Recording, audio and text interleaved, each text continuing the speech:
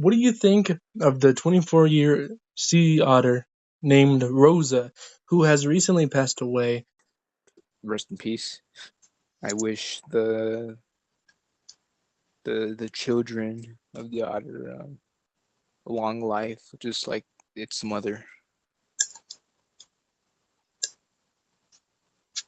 On June 5th, 2024, I'm sorry, I'm bad at pronouncing this.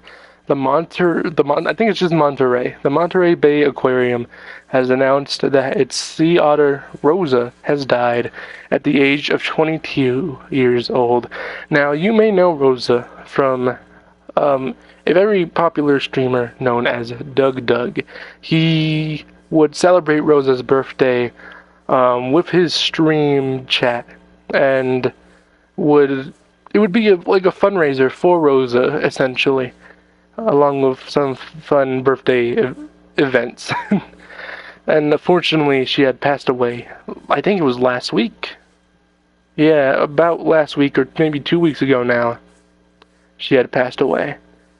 Monterey Bay Aquarium is saddened to announce the death of Rosa, a resident Southern sea otter at the aquarium for more than 22 years and one of the most productive surrogate mothers for stranded otter pups in its history.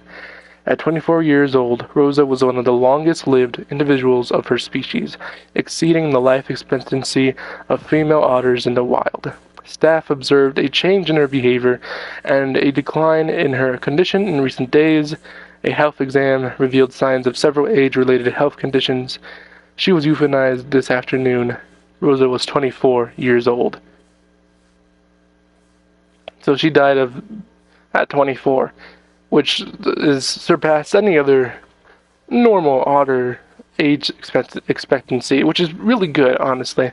And I think that was in part to Rosa's fans, and to, of course, let's not forget the Monterey Bay Aquarium for supporting Rosa in her endeavors.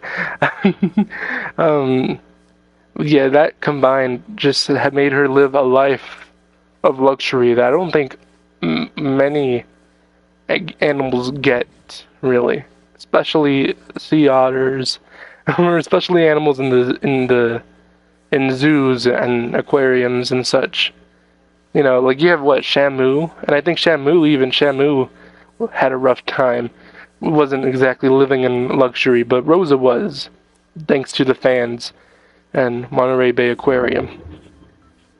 Rosa was a geriatric otter who had multiple health conditions that were beginning to compromise her quality of life. We made the decision to humanely euthanize Rosa, and she passed away peacefully, surrounded by her caretakers, said Dr. Ri Chang, staff veterinarian at Monterey Bay Aquarium.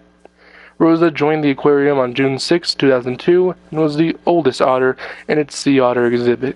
Rosa became an important ambassador for her threatened species, delighting and educating millions of visitors at the aquarium, as well as virtually through the Sea Otter Cam.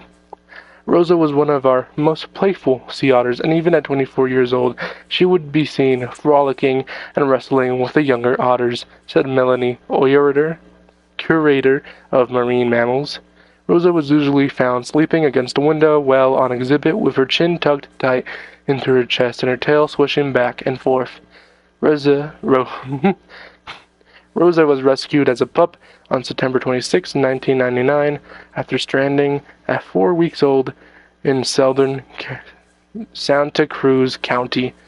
The aquarium's sea otter program staff cared for her nearly 7 months before releasing her back into the wild, April 2002. Or 2000. My apologies. After approximately 2 years in the wild, Rosa progressively became too interested in humans. Aquarium staff recaptured Rosa on March 4th, 2002, after receiving several reports of her climbing on kayaks and interacting with scuba divers, which I honestly think is just the cutest thing ever. Can you imagine you're just scuba diving or on a kayak, and then this sea otter jumps in, acting all cute and being a sea otter? Unfortunately, she was just too interested in humans, and that could endanger herself She could have possibly even endangered the humans, but just surprisingly jumping in out of nowhere.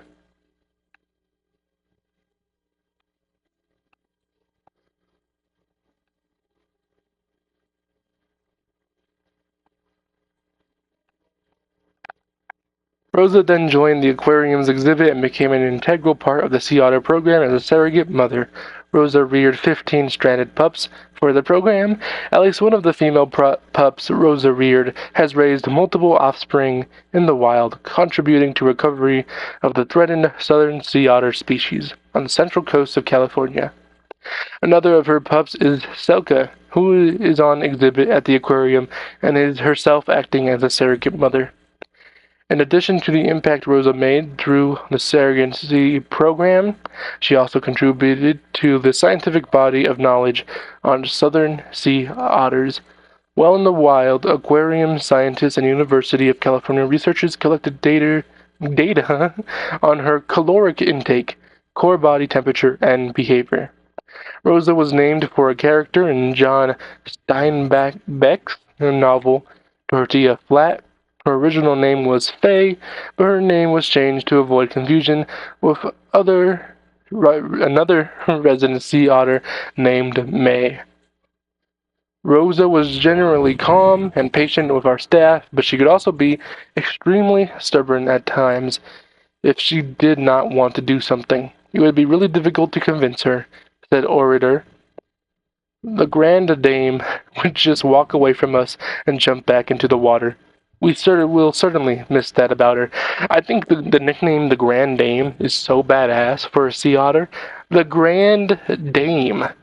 Imagine you're going to the aquarium, like you're going to the sea otter area, and they're all like, "All right, here comes the Grand Dame, the one and only Rosa the Sea Otter, the Grand Dame, Rosa the Sea Otter." That's just so badass, dude. What a badass name. But yeah, rest in peace, Rosa. You you have Rosa. You have contributed to a lot in the world. I think a lot more than a lot of animals in the aquarium could boast for. I think you've helped people in a lot of ways that not many people realize, and in that same way, that in that same two-way street, a lot of people have helped you in ways that they may not have realized as well. You helped each other essentially.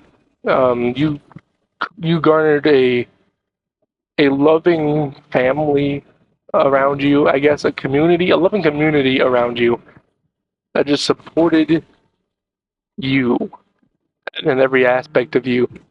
I think there's something so special about that. I am a bit in tears right now. There's something super special about that, right?